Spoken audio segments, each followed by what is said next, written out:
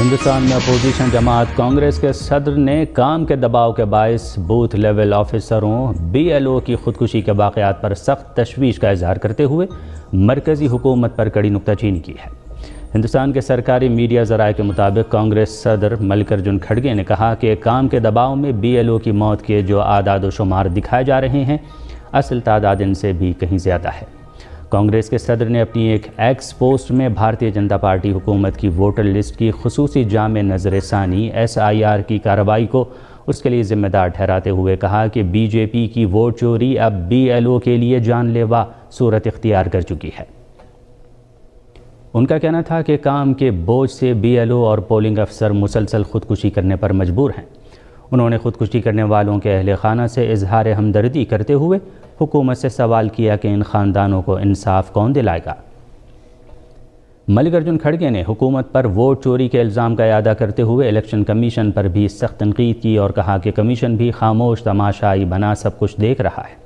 ان کا کہنا تھا کہ جلد بازی میں بغیر کسی منصوبہ بندی کے جبراً SIR نافذ کرنا نوٹ بندی اور کورونا لاک ڈاؤن کی یاد دلاتا ہے۔ ہندوستان اور افغانستان کے بڑھتے تعلقات کے درمیان ہندوستان نے دونوں ملکوں کے درمیان کارگو فلائٹس کو باضابطہ طور پر بحال کر دیا ہے۔ افغانستان کے chamber of commerce and investment کے سابق بورڈ ممبر خان جان الخوجی نے کہا کہ ایئر کارگو ایک شاندار آپشن ہے اور واگھا بارڈر روٹ دستیاب نہ ہونے سے اب ایئر کارگو ایک متبادل اور تیز ترین آپشن ثابت ہو سکتا ہے۔ ہندوستان اور افغانستان کے درمیان خشک میوہ جات، زعفران اور دستکاری کے سامان کی تجارت طویل عرصے سے مضبوط تجارتی کڑی رہی ہے۔ افغان ذرائع کے مطابق افغانستان کی وزارت صنعت و تجارت نے بتایا کہ گزشتہ 7 ماہ میں دونوں ممالک کے درمیان دو طرفہ تجارت $525 ملین تک پہنچ گئی ہے اور مجموعی تجارت میں سب سے بڑا حصہ افغانستان کے برآمدات کا رہا۔ ادھر افغان چیمبر آف کامرس نے کہا ہے کہ پاکستان سے سرحد کی بندش سے ہر ماہ تقریباً $200 ملین کا نقصان ہو سکتا ہے۔ افغان میڈیا کے مطابق پاکستان سے سرحدی بندش سے افغانستان میں بنیادی اشیاء کی قیمتیں غیر معمولی حد تک بڑھ گئی ہیں۔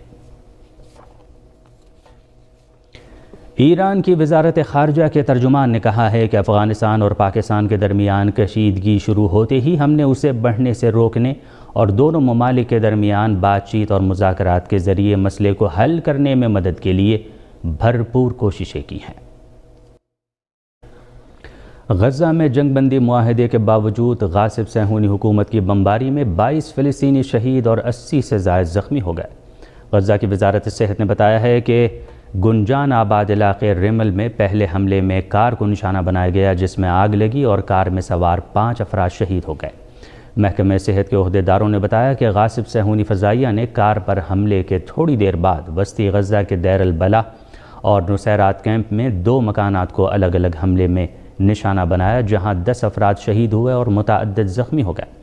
انہوں نے بتایا کہ بعد ازاں مغربی غزہ سٹی میں ایک مکان پر صہیونی دہشت گردوں نے بمباری کی جس میں 5 فلسطینی شہید اور متعدد زخمی ہو گئے۔ حزب اللہ سے وابستہ وفاداری دھڑے کے ایک رکن پارلیمنٹ نے کہا ہے کہ حقیقی خود مختاری کے بغیر آزادی کا کوئی مطلب نہیں، مزاحمت کبھی بھی اپنے ہتھیار ڈالنے والی نہیں ہے۔ لبنانی پارلیمنٹ میں مزاحمت سے وابستہ وفاداری دھڑے کے رکن ایہاب حمادہ نے زور دے کر کہا کہ مزاحمت کسی خاص فرقے یا علاقے کا نہیں بلکہ تمام لبنانی شہریوں کا دفاع کرتی ہے اور اگر کوئی اس کے برخلاف گمان کرتا ہے تو وہ غلطی کر رہا ہے۔ انہوں نے مزید کہا کہ مزاحمت تمام لبنانیوں کی حمایت ان کی شناخت کی جانچ کیے بغیر کرتی ہے۔ حمادہ نے کہا کہ ہم آزادی کا جشن اس حال میں منا رہے ہیں کہ ہماری سرزمین پر قبضہ ہے، بقا اور جنوب میں ہمارا آسمان دشمن کی مسلسل جارحیت کا شکار ہے۔ اس کے باوجود کچھ لوگ ہیں جو خود مختاری اور آزادی کا راگ الاپ رہے ہیں۔ لبنانی رکن پارلیمنٹ نے دھمکیوں کا مقابلہ کرنے کے لیے تمام لبنانیوں کے متحد اور جامع موقف کا مطالبہ کیا اور کہا کہ سامنے جو خطرہ ہے وہ صرف شیعوں کے لیے خطرہ نہیں بلکہ لبنان کے پورے وجود کے لیے خطرہ ہے۔ حمادہ نے 2 ٹوک لفظوں میں کہا کہ ہم ہتھیار ڈالنے والے نہیں، دشمن کے خلاف مزاحمت کرتے رہیں گے اور فتح یاب ہوں گے۔ قابل ذکر ہے کہ جنگ بندی معاہدہ ہو جانے کے بعد بھی لبنان کے خلاف دہشت گرد صہیونی فوج کے حملے مسلسل جاری ہیں جن میں اب تک 1300 لبنانی شہید و زخمی ہو چکے ہیں۔ جماعت اسلامی پاکستان کے امیر نے کہا ہے کہ امریکی صدر ڈونلڈ ٹرمپ کی خوشی حاصل کرنے کے لیے جو کیا جا رہا ہے بہت غلط ہے۔ امریکہ سے قربتوں کا انجام نقصان ہی نقصان ہے۔ امیر جماعت اسلامی حافظ نعیم الرحمن نے لاہور مینار پاکستان پر جماعت اسلامی کے زیر اہتمام بدل دو نظام کے عنوان سے ہونے والے اجتماع عام کے آخری دن خطاب کرتے ہوئے کہا ہے کہ امریکی صدر ٹرمپ کی خوشی حاصل کرنے کے لیے جو کیا جا رہا ہے بہت غلط ہے۔ امریکہ کی غلامی اختیار کر کے ہم نے اپنا بہت نقصان کر لیا ہے۔ پاکستان کے حکمران فلسطین کی حمایت کریں اور پوری قوم کو اس پر ساتھ لے کر چلیں۔ امیر جماعت اسلامی نے لاہور مینار پاکستان میں منعقدہ اجتماع عام کے شرکاء سے افتتاحی خطاب کرتے ہوئے کہا تھا کہ اجتماع عام کا سلوگن بدل دو نظام ہے۔ ہم ایسا نظام چاہتے ہیں کہ جس میں حاکمیت صرف اور صرف اللہ تعالیٰ کی ہی ہونی چاہیے۔ پاکستان میں موجود دستور قرآن و سنت سے متصادم نہیں ہونا چاہیے۔ دستور کے مطابق قرآن و سنت کے منافی کسی بھی قسم کی قانون سازی نہ کی جائے۔